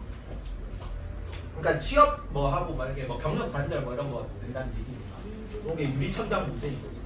그리고 뭐냐 그 기업 입장에서도 여성이 실제적으로 결혼하고 출산하면은 퇴사율이 높은 게 팩트거든요. 퇴사율이 팩트기 때문에 기업 입장에서 당연히 똑같은 동일한 조건이면 남성 여성이 있을 때 남자를 뽑는단 말이야.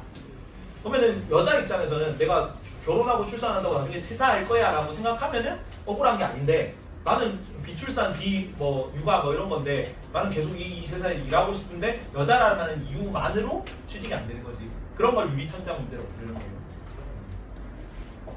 그래서 유리천장, 임금 격차 뭐 이런 게 발생한다. 기능론에 따르면 성별 분화에 따른 자연스러운 현상이고 갈등론에서는 사회의 구조가 여성을 억압하는 현상이죠. 여기는 개념 문제를 안 물어봅니다. 근데 임금 가지고 계산하는 걸로 아까 도표 분석 문제가 나올 거예요. 개념은 중요하지 않다. 이건 뭐 틀리는 사람이 없으니까 넘어가고 빈곤 문제에서 개념 문제가 좀 나올 수 있어요. 개념 문제. 자, 빈곤 관련해서 주관적 빈곤과 객관적 빈곤으로 나누거든요. 주관적 빈곤은 개인적인 내 주관적인 거예요. 내가 가난하다고 느끼면 재벌 3세라도 가난한 거야. 그래서 뭐 이렇게 있는 실제 소득과 관련이 없다. 개인 체감에 따라 결정되는 거고 객관적인 필요 없습니다. 그래서 삼성 3세가 이렇게 얘기를 합니다. 애플 3세는 생일 선물로 섬 하나 받았다는데 나는 왜 못 받아요? 하니까 우리 집은 가난하다니 그냥 제주도에 별장 하나로 만족하냐고 이렇게. 그러면 나는 섬 하나 받고 싶은데 별장밖에 못 받으니까 피의식이 생길 수 있을 거 아니야. 주관적 빈곤이야. 뭐 애플 3세보다는 가난할 수 있죠. 별장밖에 못 받으니까. 근데 이거는 객관적 지표가 없는 거고 얘네 둘이는 중요합니다. 상대적 빈곤이 객관적 지표가 있는 거야. 객관적 지표가 없는 건 여기다 여기. 애들이 절대적 빈곤, 상대적 빈곤 하니까 빈곤이 상대적이래. 객관적 지표는 없는 거 아니야 라고 하는데 중위소득 50% 미만이 상대 빈곤이에요. 객관적 지표가 있는 거다. 이게 나올 겁니다. 중위소득 50% 미만이라고. 객관적 지표 없는 건 주관적 빈곤, 주관적 빈곤. 자, 두 가지로 나누는데 객관적 빈곤은 실제 소득과 관련된 겁니다. 내가 받는 돈과 관련해서 객관적 기준이 존재하는 빈곤. 자, 절대 빈곤은 최저 생활 유지에 필요한 생계비의 절대적 부족을 절대 빈곤이라고 해요. 먹고 살기가 힘든 애들이 절대 빈곤이죠. 그리고 뭐의 대상이냐면 생계급여 지급 대상이에요. 그게 절대 빈곤 가구다. 그래서 기초생활 수급제도 그냥 기초생활 수급자 이런 거 하잖아. 기초생활 수급자라고 하는 게 절대 빈곤이지. 그리고 상대 빈곤은 타 가구와 대비하여 경제 능력이 상대적으로 부족한 거지. 근데 절대적으로 얘는 내가 안 도와주면 먹고 살기 힘든 거. 근데 여기는 먹고 살 수는 있지만 그래도 전체적으로 봤을 때 다른 가구보다 많이 가난한 상대 빈곤. 여기는 소득 분배를 고려하지 않습니다. 개인 소득만 반영하고 개인 소득이 내 최저 생계비 미만으로 내려가면은 그 절대 빈곤 가구야. 근데 여기는 소득 분배를 고려해요. 그래서 중위 소득 50% 미만이 상대적인 거잖아. 비율적인 거잖아. 소득 분배를 고려해서 빈부격차의 정도를 반영합니다. 여기는 빈부격차는 반영이 안 되지. 개인 소득은 반영하니까. 절대 빈곤은 주로 저개발국에서 심각해요. 근데 선진국에서 없는 건 아니야. 없다고 하는 건 틀려요. 절대 빈곤국에도 거지들, 뭐 노숙자들 많잖아. 우리나라도 노숙자들 많은데. 근데 그런 건 이제 선진국에서도 절대 빈곤 있는 거고. 그리고 상대 빈곤도 플러스. 여기는 경제 성장, 선진국에서 상대 빈곤이 심각하거든요. 상대적으로. 근데 저개발국에서도 상대 빈곤이 발생할 수 있지. 절대 빈곤 계층이 많긴 하지만 저개발국에서도 상대적으로 다른 사람보다 못 사는 사람들이 많겠죠. 그래서 저개발국에서도 발생한다. 중요합니다. 다음. 네, 기준은 이게 제일 중요한데 정부 절대 빈곤선이라 그래. 절대 빈곤선 미만 소득이 절대 빈곤 가구야.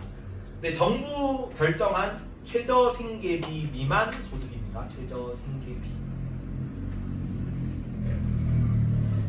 최저 생계비로 돼 있냐? 최저 생활비로 돼 있냐? 최저 생계비네. 최저 생계비 미만 소득입니다.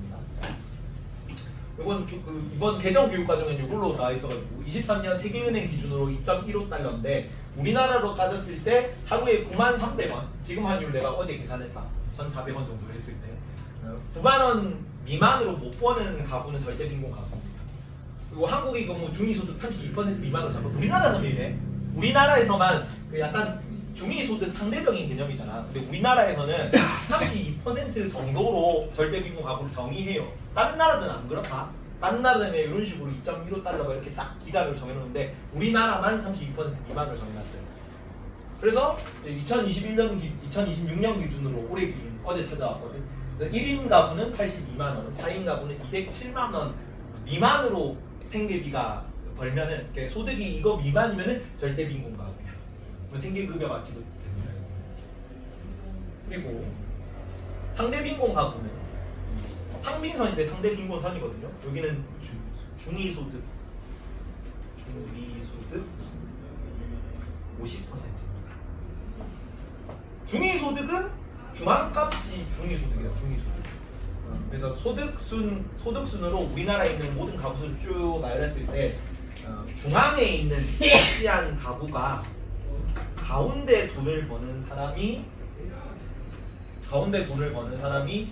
중위소득이에요. 여기는 중위소득 50% 미만인데 1인 가구가 128만 원이 상대 빈곤선이니까 우리나라 중위소득은 얼마겠어? 256만 원이 우리나라 중위소득이겠죠. 1인 가구. 그러면 우리나라 전체 1인 가구의 절반은 256만 원 미만으로 벌고 우리나라 전체 1인 가구의 절반 이상은 256만 원 이상을 번다는 얘기야. 근데 물론 이게 뭐랑 다르다? 평균소득이랑 달라요. 평균소득이랑도 다르고 그리고 약간 높아 보이죠. 256만 원 번다잖아. 근데 맨날 다 징징거리잖아. 근데 왜 256만 원이면 그래도 중위소득이면은 먹고 살만한 정도 아닌가? 근데 256만 원보다 못 버는 사람들이 더 많아 보이지. 왜? 최빈값이랑도 달라. 최빈값은 가장 빈도가 높은 값이 최빈값이고 평균소득은 이보다 훨씬 높아요. 256만 원 훨씬 높은 게 위에 버는 사람들이 다 끌어올려 놓는 거죠. 위에 버는 사람들이 워낙 많이 벌기 때문에. 그래서 평균소득은 우리보다 훨씬 많이 버는 것처럼 보이고 그리고 중위소득으로 봐도 나는 이거보다 못 버는데 하는 사람들이 많거든. 왜냐면 채빈값은 밑에 있으니까 더 적게 버는 사람들이 뭐 알바하고 그다음에 이제 막 사회생활하고 하는 애들이 더 인구가 많겠지. 채빈값은 200대 초반 정도로만 나온단 말이야. 256만 원 난 중위소득보다 못 벌어. 근데 그런 사람들이 더 많다고. 그렇지. 그래서 이렇게 봤을 때 이거 계산하는 거 문제 나올 거거든요. 빈곤선 문제는 계산 문제로 나온다. 아까처럼 계층 이동처럼. 90, 80, 10이면 중위소득이 얼마야? 80. 근데 여기서 평균소득은 얼마입니까? 다 더하면 얼마야? 180. 180이니까 나누기 3은 얼마야? 60만 원. 여기는 이제 10이 워낙 수치가 낮으니까 얘가 다 밑으로 끌어내린 거죠. 그래서 평균소득이 중위소득은 낮게 나옵니다. 근데 일반적으로는 평균소득이 중위소득보다 많이 높습니다. 왜냐면 워낙 많이 버는 사람들이 뭐 하루에도 뭐 몇천만 원씩 버는 사람들이 있죠. 그런 사람들 다 끌어올렸습니다. 2026년 1인 약 128만 원, 뭐 4인 200, 320만 원. 그래서 뭐 이런 거 평균과 함정 뭐 이런 거 하는데 학과 중에서 제일 돈 많이 버는 학과가 역사학과거든. 이재용이 역사학과 나와서 그래. 진짜로. 이재용이 서양사학과 나왔단 말이야. 그러니까 그런 몇몇 대부분의 우리 학원 선생님들이 전부 다 사회과 선생님 전부 다 역사학과인데 이런 거 일단 그냥 고만고만하게 살거든요. 근데 이제 대기업 총수들 이런 분들이 역사학과 나온 분이 몇 명 있어. 그래서 우스갯소리로 역사학과가 제일 돈 많이 번다고 하는데 혼자서 평균 막 끌어올리는 거지. 평균의 함정.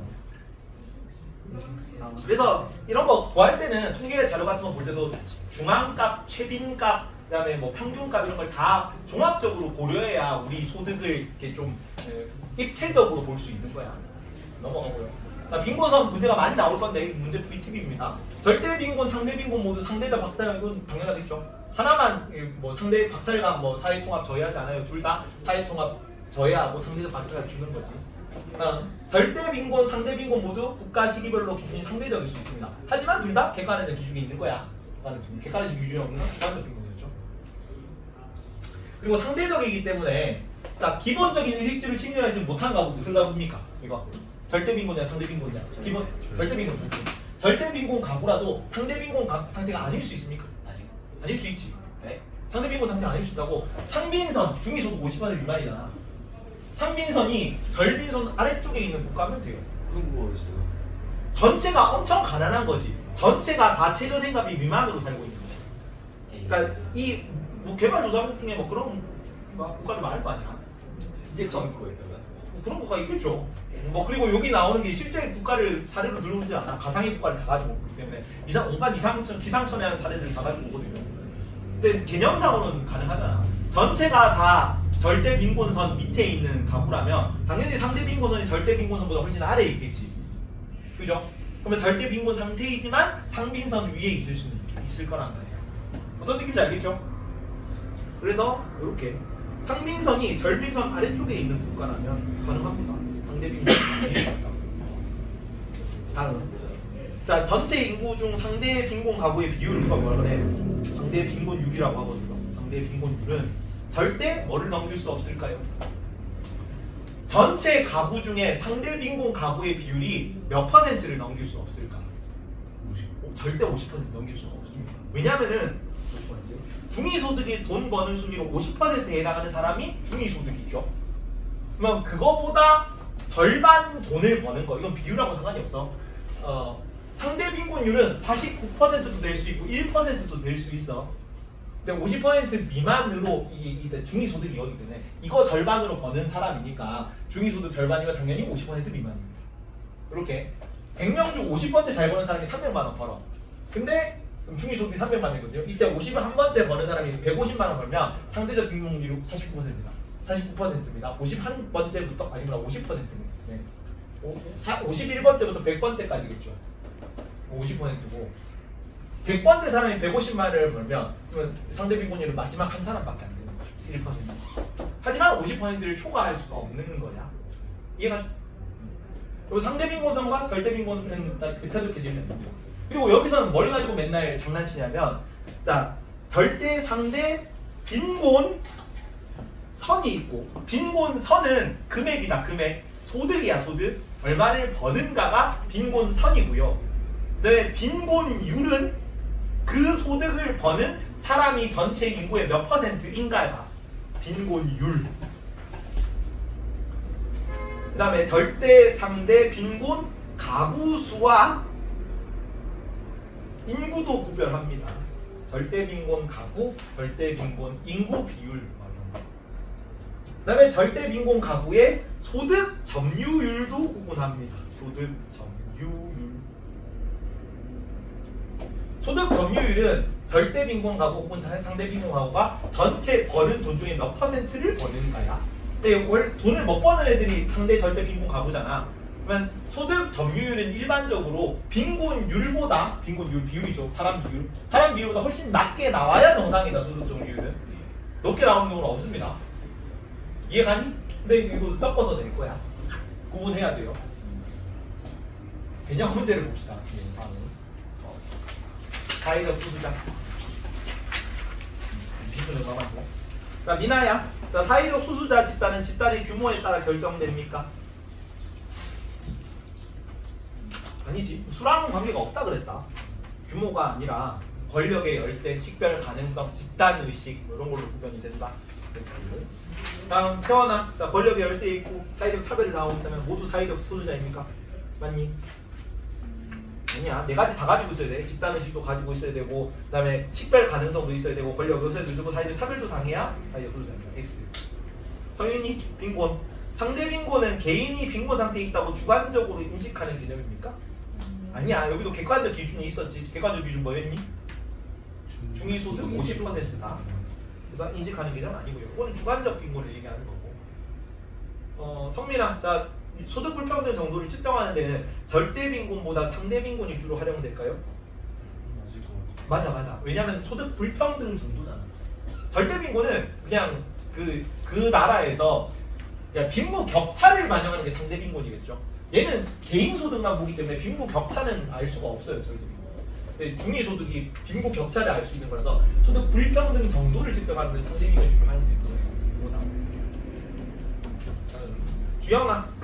212번 전체 가구 수의 증가율은 상대 빈곤 가구 수의 증가율이 더 높으면 다시 전체 가구 수의 증가율보다 상대 빈곤 가구 수의 증가율이 더 높으면 상대 빈곤율은 증가할까요? 옵니다. 오. 이 개념이 좀 어려운데 상대 빈곤율이 뭐가 상대 빈곤율이야? 상대 빈곤율은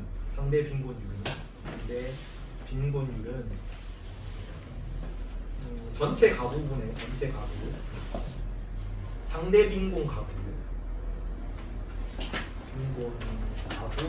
곱하기 100이거든. 근데 전체 가구 수의 증가율, 전체 가구가 조금 증가해. 근데 상대 빈곤 가구수가 더 많이 늘어나는 거죠. 그러면은 분모가 조금 늘어나고 분자가 많이 늘어나면은 상대 빈곤율은 어때요? 올라가겠죠. 분모가 올라가는 것보다 분자가 더 많이 올라가니까. 그래서 옵니다. 수학인데.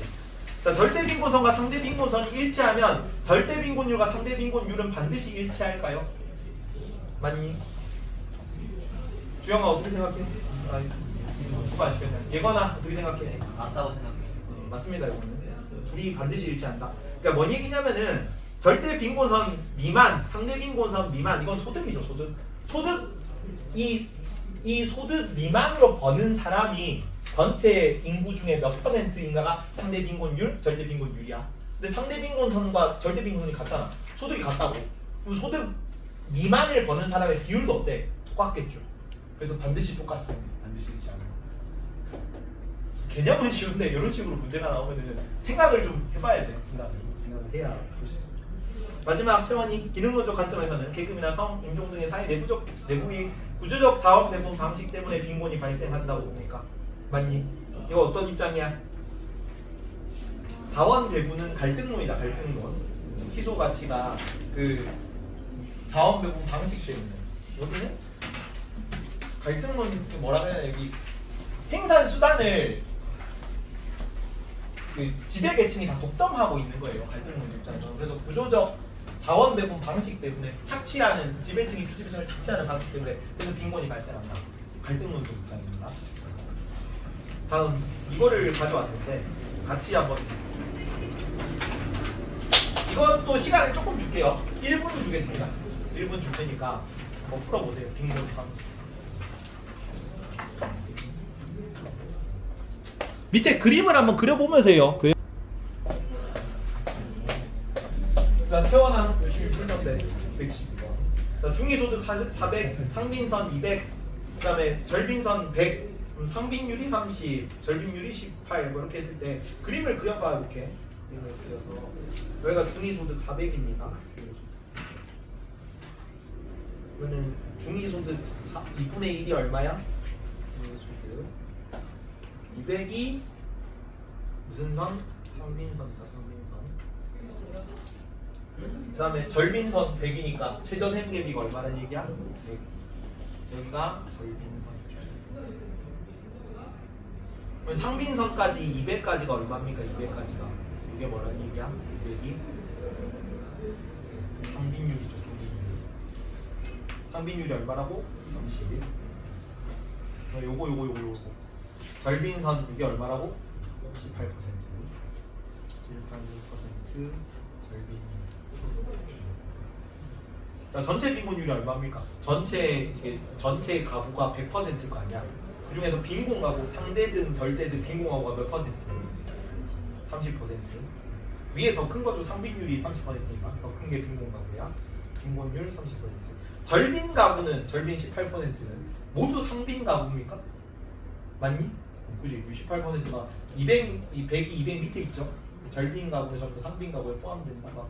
상빈 가구는 모두 절빈 가구입니까? 상빈 가구는 모두 절빈 가구? 아니죠. 요거 이제 18% 위에 12%는 상빈 가구이기만 하는 가구죠. 이거는 X입니다. 상대 빈곤만 겪는 가구 수 얼마야? 12%. 절대 빈곤만 겪는 가구 수? 아니죠. 절대 빈곤만 겪는 가구 수는 없죠. 18%는 절대 빈곤도 겪고 상대 빈곤도 겪는 거잖아요. 그래서 여기는 0%가 0%. 자, 상빈선이 절빈선의 2배이므로 2배죠. 이게 200 100이잖아. 절대 빈곤율은 상대 빈곤율은 절대 빈곤율은 2배입니까? 네. 아니죠. 30, 18이니까 2배보다 조금 미만이죠. 2배 미만이잖아. 그래서 X입니다. 자, 전체 가구 소득 중 절대 빈곤 가구의 소득 점유율은 절대 빈곤 가구의 소득 점유율은 18%입니까? 아, 18% 미만이니? 아니요. 미만은 맞죠. 미만은 맞잖아. 네. 소득 점유율은 이 사람들이 전체 버는 돈 중에서 우리나라 사람들이 전체 버는 돈 중에서 절대 빈곤 가구가 버는 돈의 점유율이다. 그러면 얘네들은 18%긴 한데 얘네 다른 사람들이 버는 돈보다 훨씬 적게 벌 거 아니야. 18%는 18%일 때니까 18% 미만이면 18%가 포함이 안 되는 거야. 포함 안 되지. 맞잖아. 18%. 그러니까 얘네는 절대 빈곤 가구라고. 절대 빈곤 가구면은 무조건 위에 사람들은 적게 버는 거예요. 미만이겠지 그럼 미만. 여기 무조건 이 사람들은 무조건 여기서 많이 벌 거라고. 18%는 될 수가 없지. 여기는 훨씬 많이 버는 사람들, 여기는 적게 버는 사람들인데 그 사람들 버는 돈 전체 가구 곱하기 전체 소득 분의 절빈 가구 곱하기 절빈 소득 곱하기 101개 절빈 가구의 소득 점유율이거든. 근데 전체 가구는 100이고 여기는 18%일 거란 말이야. 근데 전체 소득이 높겠니? 절빈 소득이 높겠니? 전체 소득이 훨씬 높을 거거든. 18% 낮지 않을 거예요. 미만이다 미만. 중위소득 대비 최저생계비의 비율은 50% 미만일까요? 중위소득 대비 중위소득이 얼마니? 400. 최저생계비 비율 맞니? 여기 최저생계비는 얼마입니까 지금? 절빈 가구 100이잖아 100. 50% 최저생계비 비율은 50% 미만. 중위소득 대비해서는 25%를 100이니까 25%가 50% 미만? 맞아요.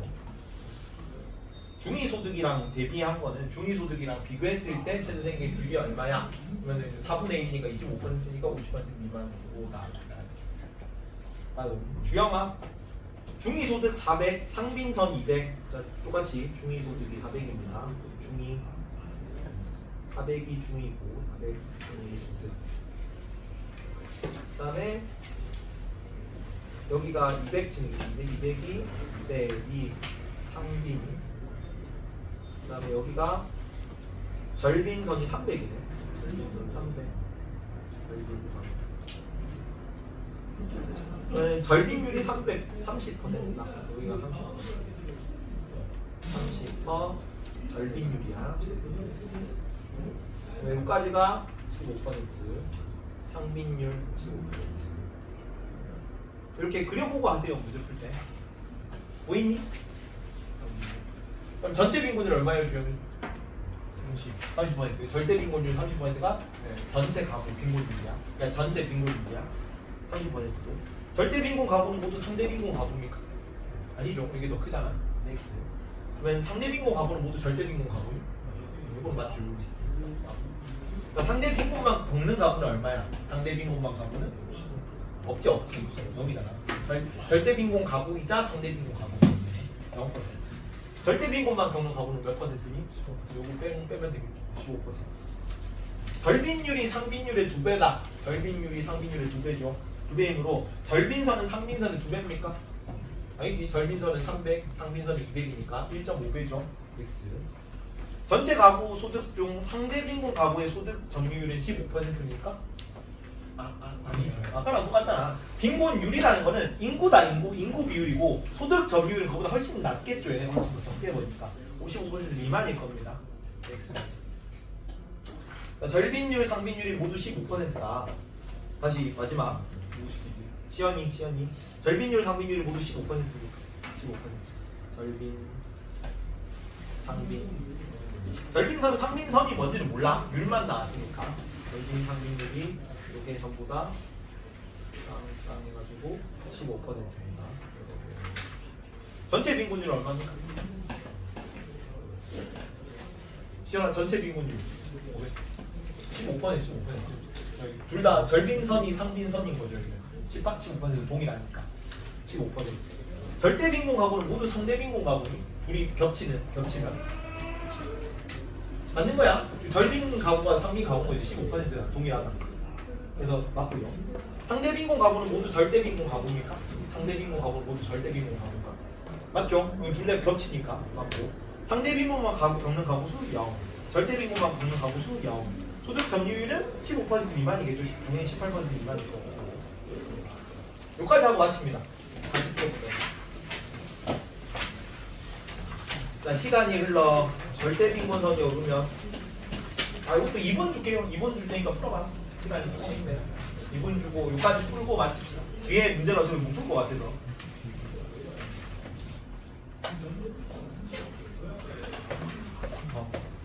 갔다. 자, 빈곤선 선지 공통이다. 나무 같이 풀어보자.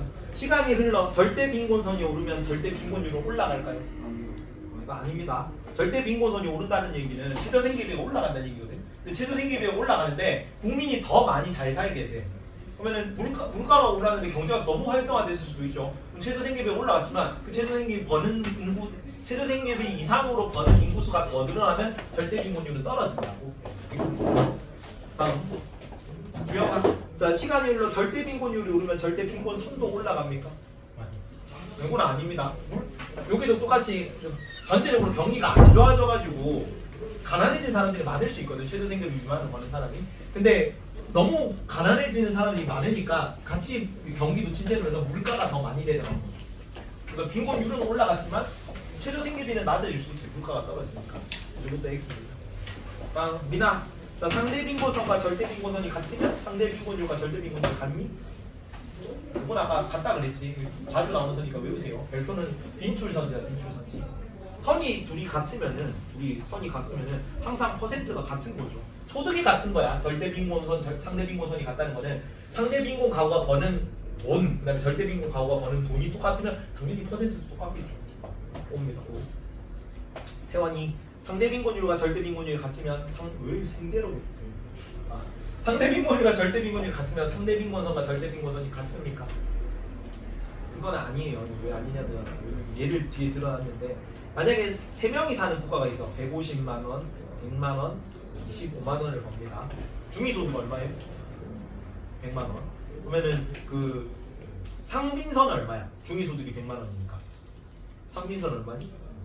50만 원이야. 50만 원. 상빈선은 50만 원인데 최저 생계비가 만약에 40만 원일 수 있거든. 절빈선.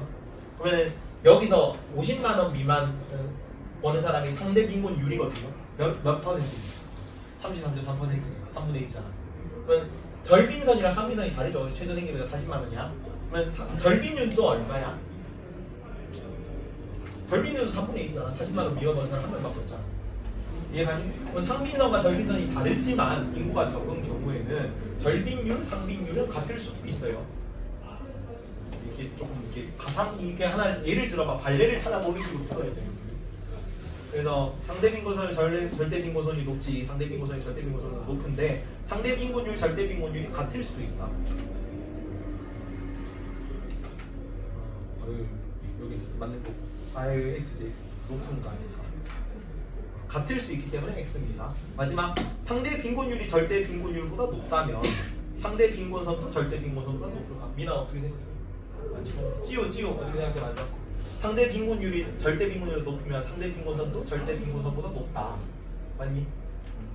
이게 상빈선이 33% 만약에 여기서 66%가 상빈율이야. 상빈율 66% 2명이고 절대 빈곤선이 33.3%야. 그런 경우에는 상빈선은 어디 사이에서 나오는 거냐면 요 사이에서 나오겠죠. 요 사이에서 해야 2명이 들어가야 66.5%가 나온단 말이야. 근데 절빈선은 3분의 1이 되려면 요 사이에 들어가야 돼. 그래서 비율이기 때문에 요 만약에 이 2명이 들어가는 비율이라면 2명, 3명 사이에서 요 사이에서 상빈선이 나올 거고 상대 빈곤율이 절대 빈곤율보다 여기 높은 거지. 상빈선은 150에서 100만 원 사이에서 상빈선이 그려지고 절빈율이 여기 요 사이 33%만 들어간다면 요 하나만 들어간다면 절빈선은 반드시 요 둘 사이에서 100에서 25 사이에서 절빈선이 그어질 거야. 그러면 상빈선이 66% 높으면은 당연히 상빈선도 요 위에서 나오는 거지. 반드시 높습니다. 파이팅. 다음 문제 보겠습니다.